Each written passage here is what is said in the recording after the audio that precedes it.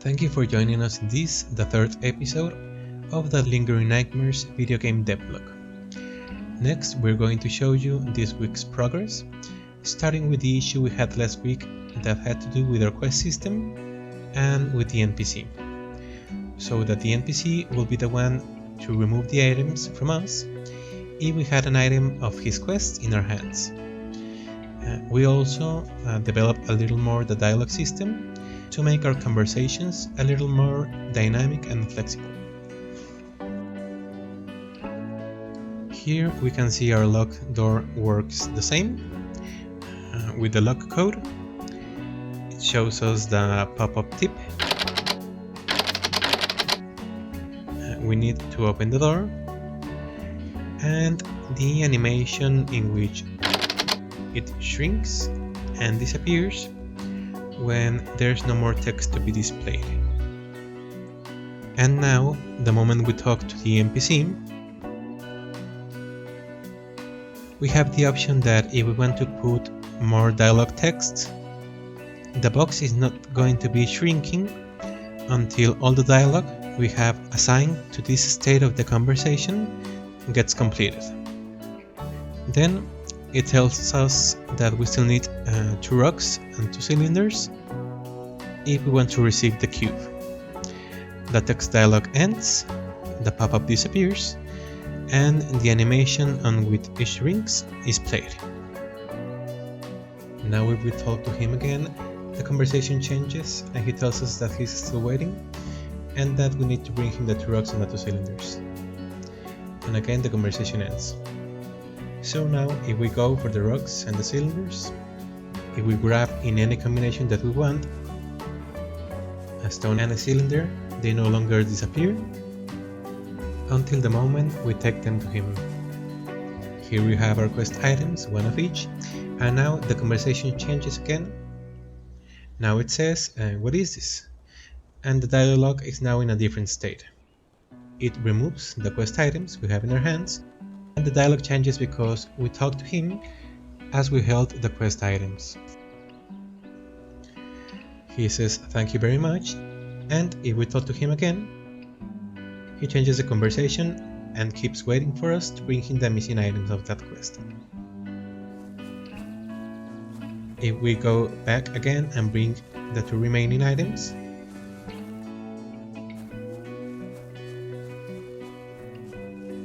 the moment we interact with him, the same conversation appears, in which is implied that the NPC saw the items he had asked us for. And in the next interaction, he gives us the reward. Thank you very much, and he gives us the cube. And now, if we talk to him again, you get the last conversation, in which he thanks us very much for helping and hope the cube was of use to us. This is the final dialogue. It's a little more flexible and we can add as many text dialogues as we want. And automatically, with this code, the pop-up will adjust to the number of texts that we want, no matter the length. And the pop-up will only play the shrinking animation once we run out of text dialogues. Here I'll show you the code that we used to make the pop-up adjust. And as with the previous log, if we use the key with the door that asks for it, the door opens and returns to being a normal door. But now we also created a new code for puzzles. And now we have some basic puzzle functionality. We have a puzzle here based on pulling levers, but you have to pull the levers in the correct order for it to get solved. This puzzle code works with our modular interaction codes, so we can put any interactions we want in our objects. And once we interact with those, automatically the puzzle code will review them, and if they were executed in the correct order, the puzzle will be solved.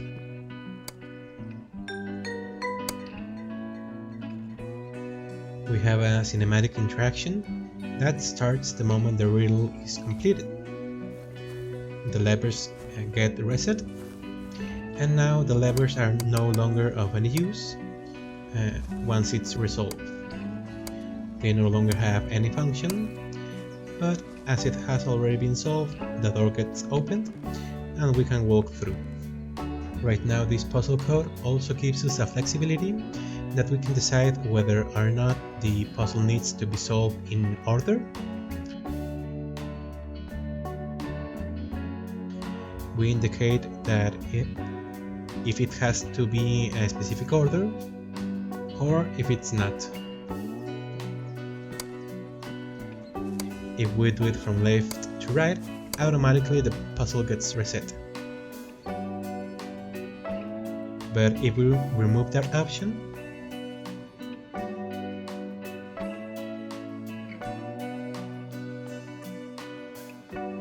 whichever is in any order we want, and we do it again from left to right, then regardless of the order of the levers, the puzzle is going to be completed the same way. So now we have that feature. Finally, we put the option that you can have a time limit. If we put this function, which is a public function and can be called from anywhere, that has a time limit, and here we indicate that the time limit is 10 seconds. If we do not complete the puzzle in that time, if we just pull 2 levers and the 10 seconds pass, automatically the puzzle gets reset. Then the timer starts again, and if we solve it in less than 10 seconds, then the puzzle is completed and we can put the reward we want. We can open the door or give the player an item. In short, the reward needed depending on the specific scenario. What I'm going to be working on next week is in this puzzle system. We want to incorporate it into our inventory and the items we have in hand. We want to put a mechanic similar to the puzzles of lighting the torches in Zelda, or when in Zelda you need to throw a projectile to hit a shard or an eye to open a door, and to get another use for our throwing mechanic. That is what I'm going to be working on next week. But next I'm going to show you Ellie's progress with the enemy interaction, stealth, and combat mechanics, and using our pickups to distract enemies. Finally, we will review the progress of Ellie in the areas of combat and detection of enemies. This week she added a specific camera system for our throwing interaction with items, and also a way to cancel our aiming state in case we change our mind at the last moment. The advantage of these cameras is that regardless of the arm that you decide to throw, there is a specific camera that will change depending on what arm you're using and our type of interaction. She already incorporated the system into the crouching state, so that even if we are trying to be stealthy, we can throw our objects while crouching.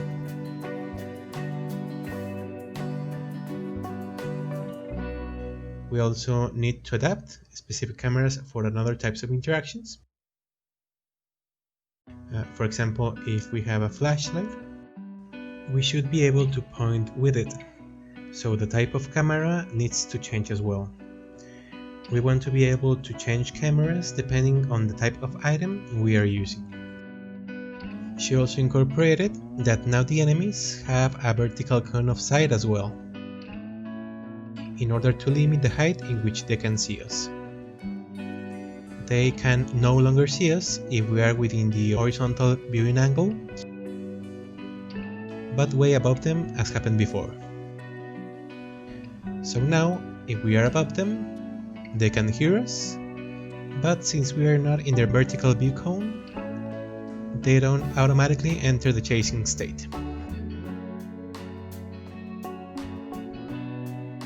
Well, that will be our progress for this week.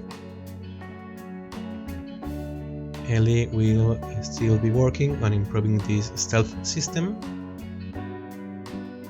We also want the character interaction to change depending on the item we have in our hands. And we also want to include flashlights and torches and a dynamic camera system that changes according to our current item interactions. That's what we are going to be working on next week. If you're interested in the process, we invite you to subscribe and hit the bell button so you can get notifications whenever we post a video. We appreciate any comments or suggestions. We will also put all the tutorials that we use this week in the description of the video. And that's all for this week. We thank you very much for your time and attention.